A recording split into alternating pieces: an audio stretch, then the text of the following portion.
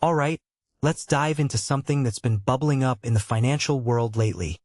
The New Zealand dollar's recent slide against the US dollar. Now, at first glance, you might think, oh, just another currency fluctuation.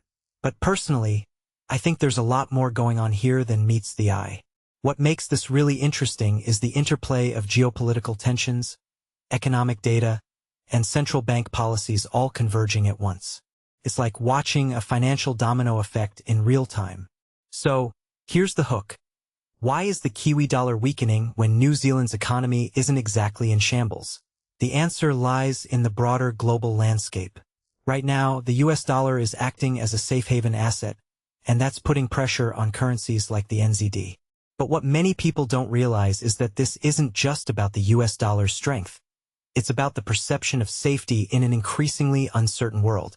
Geopolitical tensions in the Middle East, particularly the Israeli airstrike in southern Lebanon, have reignited risk aversion.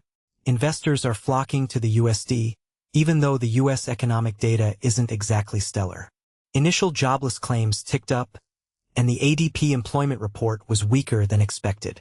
So, if you take a step back and think about it, the USD's rise isn't just about its own merits. It's about the lack of better alternatives in a risky environment.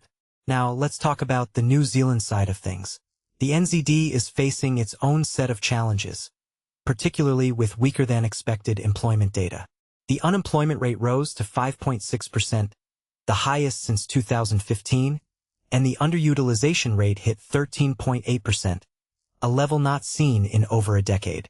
One thing that immediately stands out is the contrast between the strong job and wage growth in Q2 and the underlying labor market slack. Strategists at BBH point out that while hiring surged, it was more than offset by rising labor supply. This raises a deeper question. Is New Zealand's economy as robust as it seems on the surface? Personally, I think this data highlights the complexity of economic recovery. It's not just about growth numbers. It's about the quality of that growth. What this really suggests is that the Reserve Bank of New Zealand, RBNZ, is in a tricky spot. On one hand, inflation remains above target, and policymakers have hinted at further tightening. Markets are pricing in a 25 basis point rate hike in September. But on the other hand, the labor market slack could force the RBNZ to tread carefully. From my perspective, this is where things get fascinating. Central banks often have to balance competing priorities, but the RBNZ's challenge is particularly nuanced. They need to keep inflation in check without stifling economic recovery. A detail I find fascinating is that the swaps curve is pricing in nearly 100 basis points of cumulative tightening over the next year. That's a lot of faith in the RBNZ's ability to navigate this tightrope. Now, let's zoom out for a broader perspective. The NZD's weakness isn't happening in a vacuum. It's a part of a larger trend where risk-off sentiment is dominating markets. The USD's strength is a symptom of global uncertainty, and the NZD's decline reflects the challenges of smaller economies in such an environment. What makes this really interesting is how it connects to the bigger trend of deglobalization and economic fragmentation.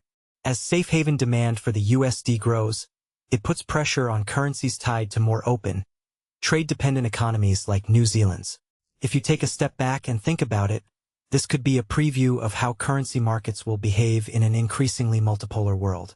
In my opinion, the real story here isn't just about the NZD/USD pair. It's about the shifting dynamics of global finance. The USD's safe haven status is being tested in new ways, and smaller currencies are feeling the heat.